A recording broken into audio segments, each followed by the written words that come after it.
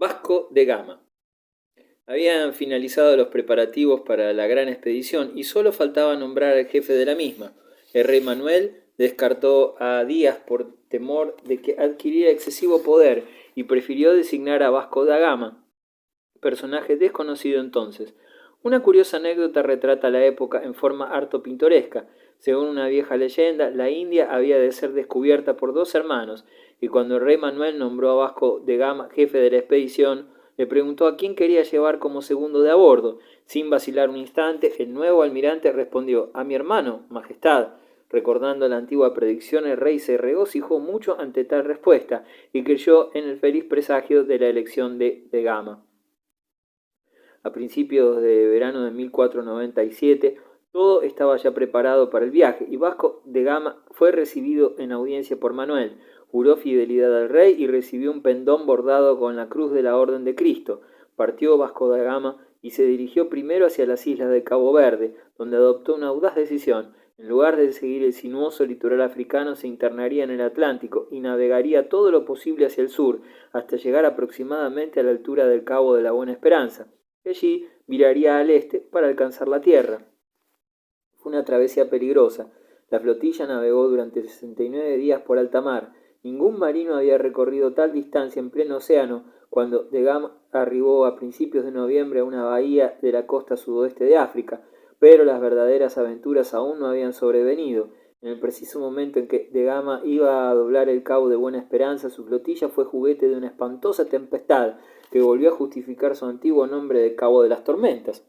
Las vicisitudes sufridas por los marinos portugueses aparecieron luego admirablemente descritas en la gran epopeya Os Lusíadas de Camões, poeta nacional de Portugal. La flota, desde la costa sudoeste de África, puso rumbo al norte y llegó a las regiones que durante tantos siglos habían atraído a los mercaderes persas y árabes, donde abundaban el oro, el marfil y otros productos, tesoros que constituían los elementos básicos de un comercio muy lucrativo y que hasta entonces había estado casi por completo en manos de los musulmanes. Vasco de Gama tocó también en Mozambique, en Mombasa y en Malindi. En los dos primeros puntos la vista de los portugueses no alcanzó demasiado éxito. Tuvieron dificultades con los jefes de aquellas comarcas y la población los recibió con hostilidad. En cambio, el rey de Malindi se mostró muy benévolo con ellos, subió a bordo de las naves, celebró solemnes fiestas en honor de los portugueses y puso un piloto a su disposición. Luego los buques levaron anclas y avanzaron hacia el este, a través del Océano Índico, navegando 3 semanas seguidas antes de divisar tierra de nuevo. Una mañana de mayo de 1598, hallándose Vasco de Gama en el puente, se le acercó el piloto, señaló un puntito en el horizonte y pronunció esta sola palabra: India. Se aproximaban a Calicut, en la costa de Malabar, en el suroeste de la península indostánica. Recepción en Malabar. Calicut era en aquella época una gran ciudad comercial, en pleno desarrollo. Un comerciante musulmán del siglo XV la describe así: mercaderes de todos los países vienen acá y por ello hay abundancia de mercancías preciosas. Se observan estrictamente la ley y el derecho. Los ricos comerciantes llegan en grandes navíos y ni siquiera necesitan vigilar sus mercancías durante la descarga y el transporte a los mercados. Reinaba en la ciudad un príncipe indio que tenía bajo su jurisdicción a la mayor parte de los rajás que gobernaban las costas de Malabar. La población se componía de hindúes, a quienes los portugueses, que nada sabían de la India, tomaron al principio por cristianos, y merodeaban también por allí gran número de mercaderes árabes que se habían introducido en el comercio de aquellas regiones, aunque procuraron no inmiscuirse jamás en la política local. Cuando el príncipe se enteró de la llegada de los portugueses, les envió una embajada y los invitó a desembarcar. Vasco de Gama decidió presentarse en la corte del monarca con sus lugartenientes, donde el príncipe los esperaba sentado en su trono impresionante, en una sala maravillosamente dorada. Los portugueses contemplaban asombrados las preciosas joyas de su huésped, en especial su brazalete guarnecido de piedras resplandecientes y su collar de perlas del tamaño de avellanas. De Gama pronunció entonces un discurso en el que describió con suma elocuencia el poder de su rey y su deseo de trabar relaciones comerciales con las Indias. El príncipe escuchó con benevolencia sus palabras y ordenó que escoltaran a los portugueses hasta sus naves. La gran aventura. Hasta entonces todo iba bien. Pero desde el principio de las negociaciones propiamente dichas surgieron dificultades. Vasco de Gama observó que los indígenas eran más difíciles de impresionar de cuanto él hubiera imaginado, y también más desalentador que los productos traídos desde Portugal eran poco probable que pudieran ser vendidos allí. Los autóctonos se mostraban curiosos, examinaban de buena gana sus naves y sus mercancías, pero regresaban a tierra sin comprar nada. Sin duda los mercaderes árabes, ante el temor de la competencia, les habían convencido para que no concretaran negocios con los portugueses. Cuanto más tiempo transcurría, más inevitable parecía la franca ruptura entre hindúes y lusitanos. En agosto, Da Gama comunicó al príncipe que pensaba abandonar Calicut para regresar a su país, y la respuesta fue que podía obrar como se le antojara, si bien antes estaba obligado a pagar una contribución considerable por las mercancías que había importado en el país. Da Gama no estaba de acuerdo en modo alguno con esta exigencia, y a tal efecto retuvo prisioneros a numerosos hindúes de categoría que tenía a bordo de sus naves y se negó a soltarlos hasta que el príncipe se sometiera a su voluntad.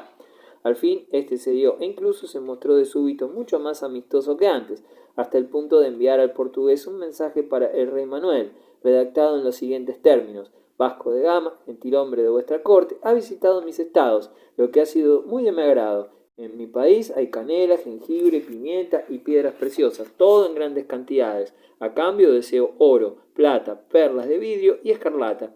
Esta carta constituía un triunfo para Vasco da Gama, quien, tras haber puesto en libertad a algunos rehenes, no todos, levó anclas y emprendió regreso. En agosto de 1599 llegaba a Lisboa y todo Portugal se regocijó al ver que por fin se había alcanzado la meta perseguida desde tiempos de Enrique el Navegante. La ruta marítima hacia la India quedaba abierta. La conquista de las Indias. En años sucesivos los portugueses inventaron las bases de su grandioso imperio colonial, enviando a la India expediciones militares que se comportaron con una energía no exenta de brutalidad. Dichas operaciones se iniciaron en 1500 con la expedición de Álvarez Cabral para evitar las zonas de vientos en calma en alta mar. A la altura de las costas occidentales de África, Álvarez Cabral navegó directamente hacia Poniente desde que zarpó de Portugal, rumbo que le condujo en derechura al Brasil. Declaró posesión portuguesa este país y reanudó su viaje hacia el África y litoral de Malabar. Llegado allí, su orgullo y su carencia de tacto diplomático imposibilitaron toda clase de relaciones amistosas con el soberano indígena de Calicut. A Álvarez Cabral se le ocurrió ponerse en contacto con el Rajá de Cochín, enemistado desde tiempo atrás con el príncipe de Calicut, al cual recibió a los portugueses como aliados, lo que fue de gran utilidad para estos.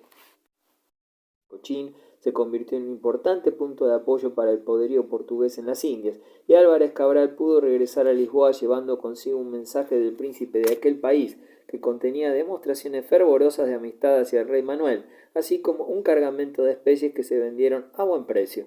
En 1502 Vasco de Gama apareció de nuevo en escena como comandante en jefe de una nueva expedición.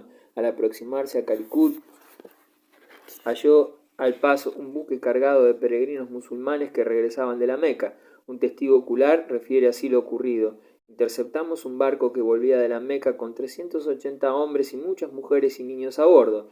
Les cogimos 12.000 ducados y además les confiscamos mercancías por valor de 10.000 ducados por lo menos.